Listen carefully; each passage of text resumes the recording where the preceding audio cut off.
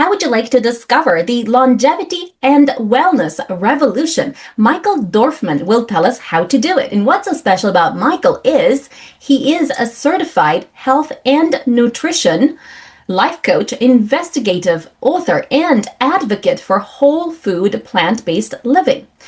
And he's the upcoming author of The Longevity Lifestyle Connection and The Longevity Wellness Revolution. And his books are a guide to living vibrantly by living with purpose, appreciation, and intention. So Michael, tell us more about the longevity wellness revolution and what it takes for someone to live longer, healthier. Heal Podcast with Lily Patrascu shares longevity and anti-aging techniques to stay young forever, increase energy, overcome addiction, and live your longest, best life ever. Shared by world's most innovative, alternative, and traditional health thought leaders, healers, and doctors. Discover quantum healing strategies to heal your mind, body, and soul. Well, thank you for the invitation. It's great to be here, Lily, and yes, I'm writing this book about a perspective I have on what it takes to reach older age, but being vibrant, thriving. And when I talk about a revolution, which is what my book is about, I think, I don't know if it's unique, but I think we have throughout the decades, when you get older, when a person gets older, into his 70s, it's sort of, that's about it. It's, you're over the hill, or there's nothing much to look for. Just do the best you can, be healthy, follow a good diet, etc. So for me, I'm 83 now, and I'm really thriving. And I would like to tell people and show people and, just give the information on what I believe is the right way to look at older age. What I did in this book is that I divided life into stages. There were 5 stages. There were actually 4 stages, but I added the 5th stage. So the first stage, more or less, because I go into it more in detail, the first stage is when you're born all the way till you're 19 years old. You go through the growth period, development of ego, and just adventurous, feeling adventurous, going to school, learning things. And then when you go from 20 to 39, you're now looking for more stability. You're in university, you're studying, you have a family, you have kids, you have a house, you're buying things. And then when you go from 40 to 59, then you're sort of becoming stable, more stable. You're hoping to make some money and investing and looking forward to the future. When you go, the next stage is from 60 to 79, looking forward to retirement. What am I going to do when I retire? I'm going to just go on vacation, hang out, just enjoy my life. And what happens to a lot of people is that once they're not working anymore, they're either getting Social Security, etc. They don't really see as something more than just enjoying, what you have for the rest of your life. Now, what I'm doing and what I would like to share is what happens is that when you're in your 70s, most people already have chronic disease. So that's not very good, if you want to live a longer life. So for me, I'm saying, no, the 5th stage is from 80 on all the way to 100. So, or even plus. And that's when we have to change our perspective and our concepts of what it means to be in the later ages. And that's what I'm talking about. And I'm writing about when I talk about a new way of looking, and that's why I see it as a revolution. So what I'd like to do is take people on this journey with me, because I'm learning too, and I'm experiencing what it is to be in this 5th stage. Thank you. Tell us more about your blueprint for someone to reach longevity and wellness. Okay. Well, the blueprint is basically plant-based whole food, plant-based nutrition. And this is what the big challenge is, because I don't know what it is like in Australia, but here in the West, people are, into the meat and dairy foods. I became a plant-based nutrition 17 years ago. I went from a vegetarian and I became plant-based, and I've experienced, extreme wellness ever since I did that. I changed to when I was a vegetarian, I was eating meat. I wasn't eating meat. I was eating dairy. I was eating eggs.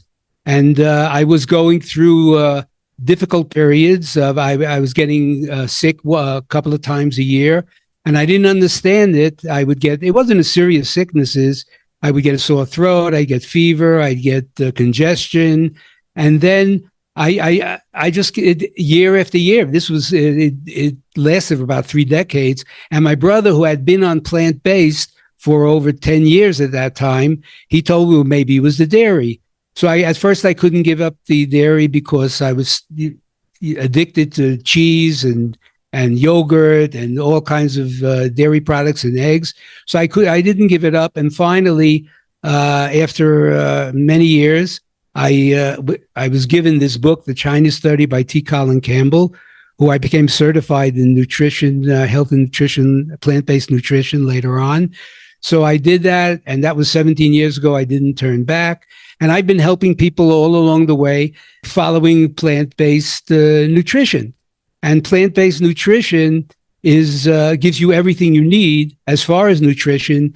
A lot of people, complain about, well, what about the protein?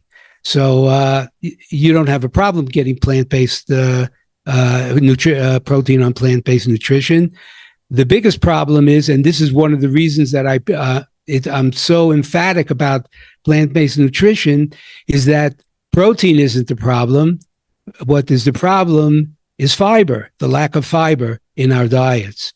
And the problem with that is that people in the West, the standard American diet, are not getting enough fiber, because fiber comes from plants. All fiber comes from plants. And fiber is the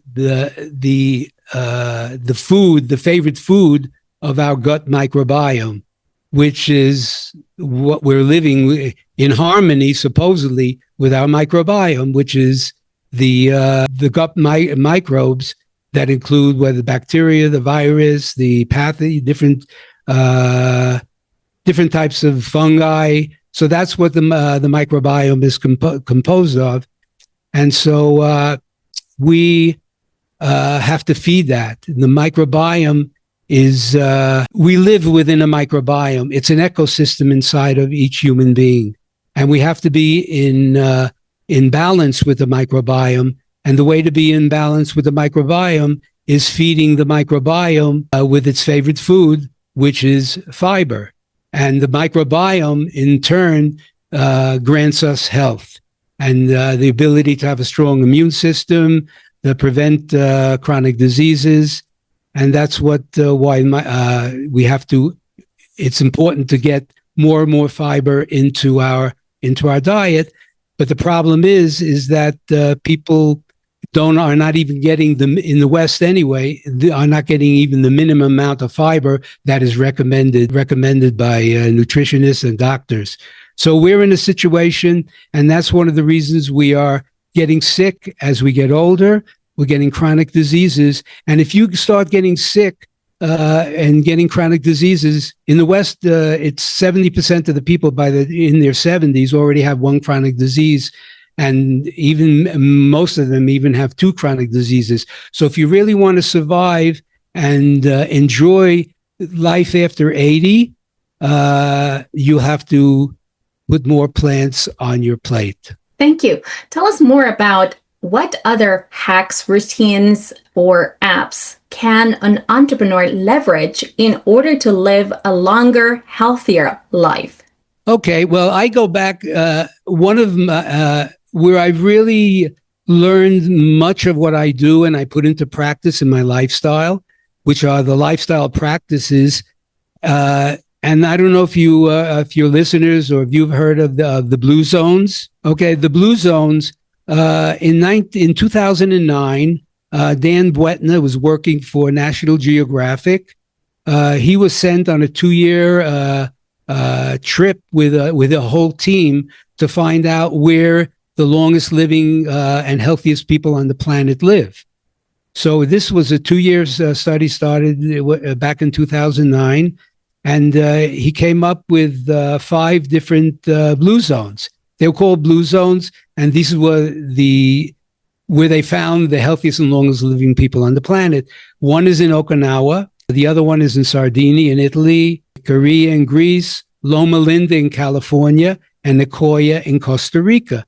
And one beside finding out where they live, he was trying to find out, well, what are the similarities? Are there similarities between these different blue zones, these different populations that live in different parts of the world? So he found these similarities, and that became part of my basic lifestyle choices, because if the longest living and healthiest people on the planet are doing this, well, why not give it a try? So he had several things. One was exercise, which, we do, but it's interesting because in the blue zones, the exercise was not going to a gym. It was just part of their life. So they live in rural areas. So they walked a lot. They did gardening. They did bicycling, a lot of things that we don't do, because it ends up, we're on the computer, we're doing our podcasts, we're on the phones, we're looking, we're the social media, and that's what we're doing instead of really moving, being active. So that's one of the things that came up, is that to be active, not only go to the gym, to walk as much as possible, to look at things you like to do, and or your audience likes to do. And that means movement. So that was one of the things. So it was that. And then you have stress. This is very important, because a lot of people are stressed now, and you need stress management. Because just the way the world is now, with so much danger happening, with so many unpredictability, what's happening in the world, people losing their jobs, people, maybe relationships problem, they cause a lot of stress, and stress is not healthy. And stress, as far as I'm concerned, you can have a great lifestyle, but if you have a lot of stress in your life, it's going to cause chaos. And this is going to whatever you do, it's going to diminish the positive effects of it.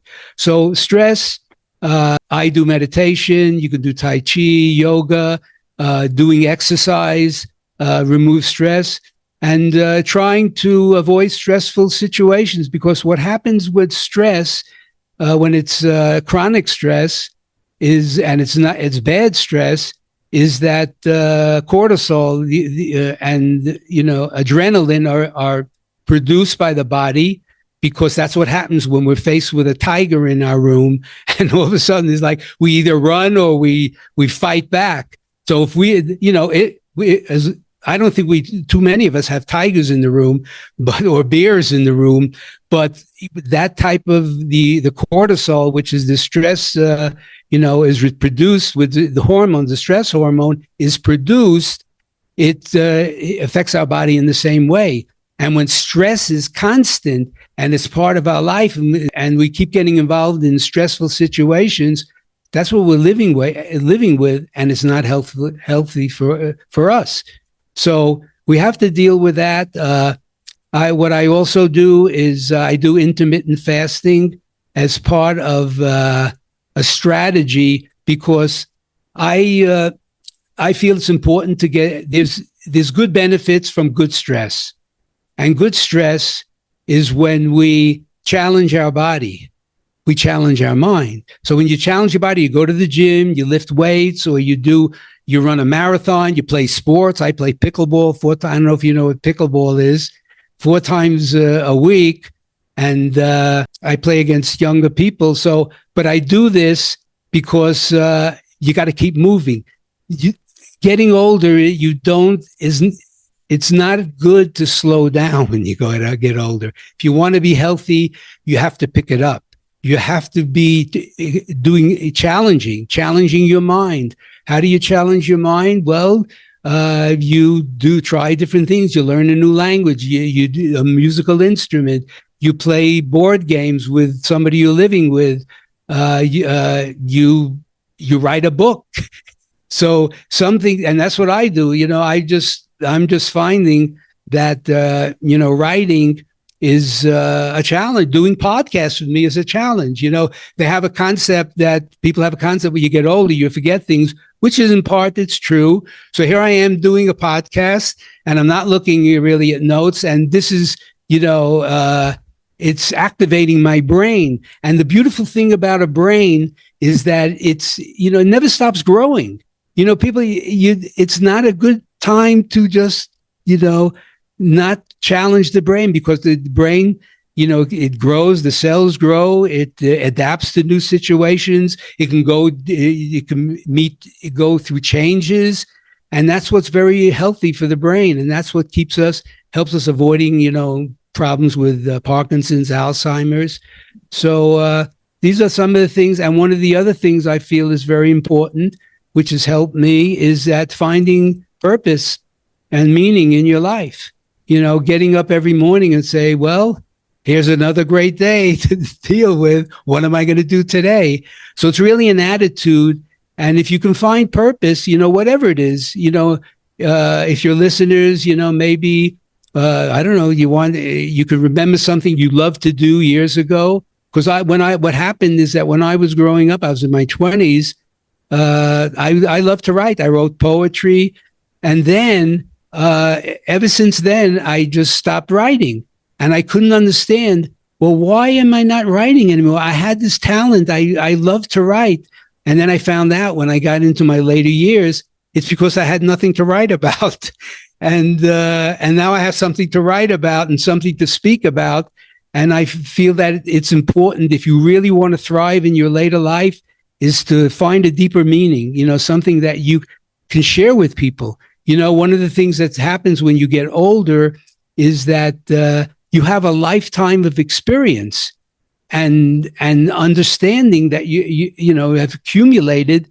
And on the other side of the world, where in the Oriental part of the world, which is one of the reasons I got into giving up meat, is that the older people are treated differently than they are in my side of the world. I'm living in Mexico. I'm not living in the U.S. It's the same thing.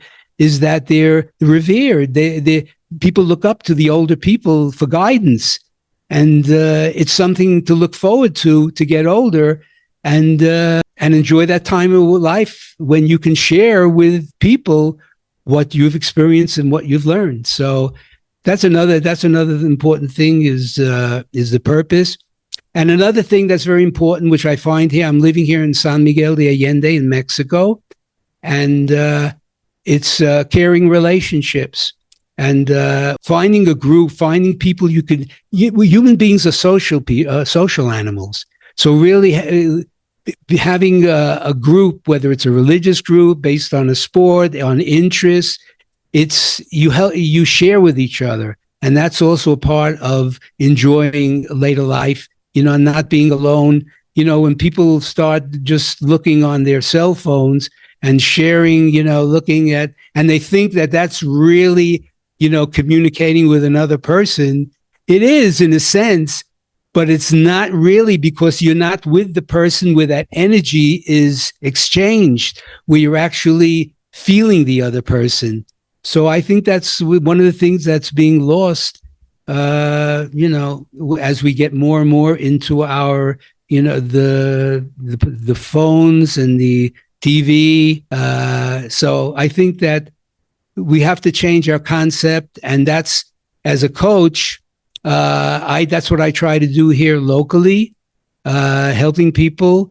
And I think that if people are willing to accept the concept or the idea that there is a fifth stage of life that we can really look forward to in the later, after the age of 80, then it's definitely possible, and it's going to give people a new way of looking at a complete life.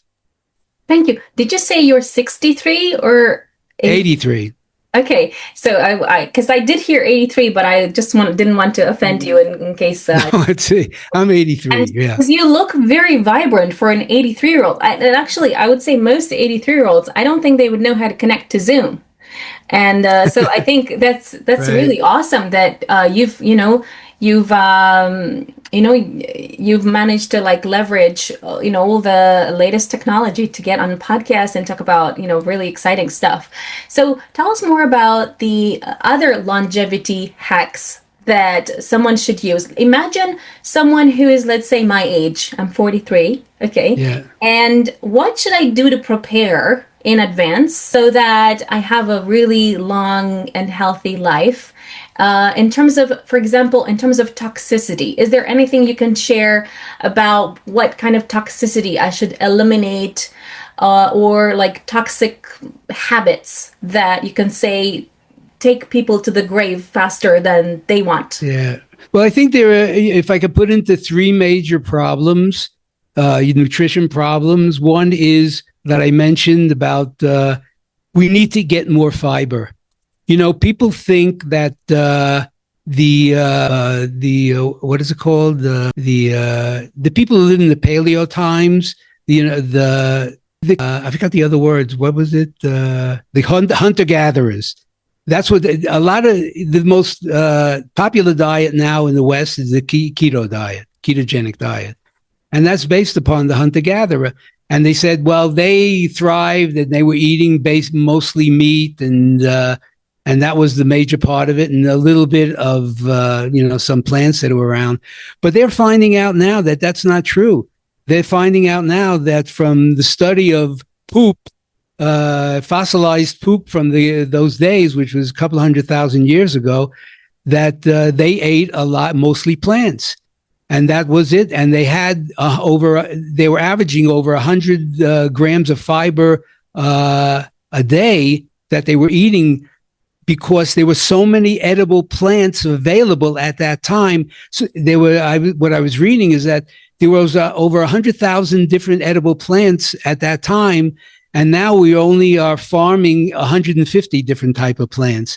So they had to go out, and that's what they were gathering and they were eating, because depending on the meat, by killing an animal, wasn't going to sustain them over a long period of time.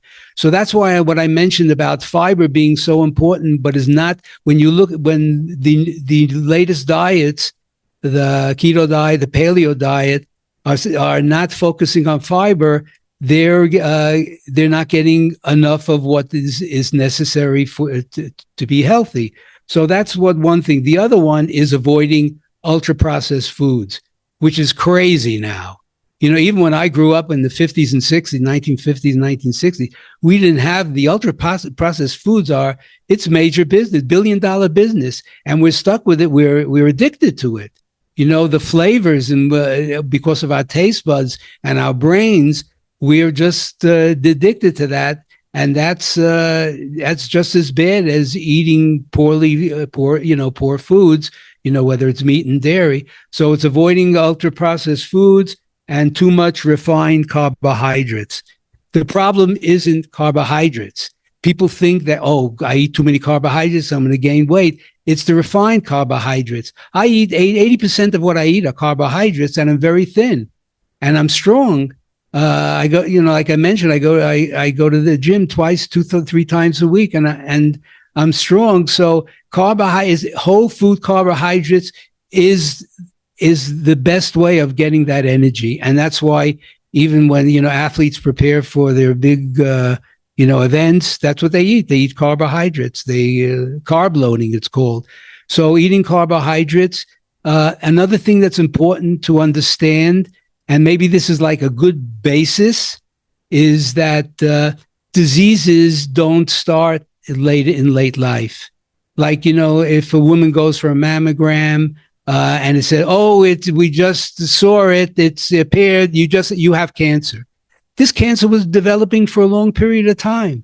So that's really important that it starts way back. So maybe it doesn't matter what age, you don't have to wait till your 60s or 70s to start eating healthy, because it's starting back there, back then when, the disease starts. Cancers take up to decades to develop. My father was, in 1940s during the war, he was painting ships, the hulls of ships, because he didn't have to go, because he had two children. He didn't have to go to war. So he was there and he was exposed to asbestos. That wasn't found until 40 years later. And because of that, he died prematurely. But that's what I'm trying to say. Heart disease, type 2 diabetes, high blood pressure, high cholesterol, it all starts early. And that's where I truly believe, because of what's happening with, what I mentioned about the blue zones and what my experience, that we need, you don't go plant-based 100%, because a lot of people can't do that. I was able to do that because that's the way I am, but people can go slowly. Could you start off? There's different ways of starting off. You can, do the research, try there are a lot of foods that are plant-based that people enjoy. Whether, I don't know if people enjoy, they can enjoy eating oats, different types of, like vegetables, hummus. A lot of people like hummus, avocado. There's so many different ways that people already are eating. So my idea to start off with, well, why not the first week, write down a list of all the foods that are plant-based that you can enjoy, and try them out, and then say, well, I would like to include this in my, in the recipes, or in what I'm eating. I will include this. And then in the second, third, and fourth weeks, start eating plant-based foods, more of them, and see if there's a difference. The best thing would be to give up, you can start off with a month. Okay. The first week, just write down, okay, I like oatmeal, I like salads, and then you could put things in the salads, to make it tasteful. I like cauliflower, I like, beans, or whatever. There's a whole list of all, plant-based foods, and then say, oh, I can include this in my diet. Each one of them has the fiber you need. And when it's a whole food, it's not ultra processed. And then with the same thing, if you can eat bread, you don't have to be gluten free. Look for a sourdough bread, which is the healthiest form of bread, and start making the change. And see after a month, well, did you lose weight, or did your cholesterol go down, or do you feel more energy? And so this is a gradual way that you can start. Thank you. Tell us where entrepreneurs can connect with you. Okay. Well, my website is michaeljdorfman.com. I'm giving all this information. Also, my upcoming, I'm going to be having upcoming coaching sessions for this fifth stage of life. Also, I'm on Substack. I put out weekly articles, or I post my podcast. I don't know if you're going to have this also in your notes to be okay, right? Yes. So this is my second. The first book I wrote was The Thriving Vegan, which basically was on food, plant-based, whole plant-based foods. And now I'm adding other lifestyle choices, which is going to help you even more than just changing to plant-based foods. Thank you. Follow me for more interviews with world's most innovative health change makers to live your healthiest life ever.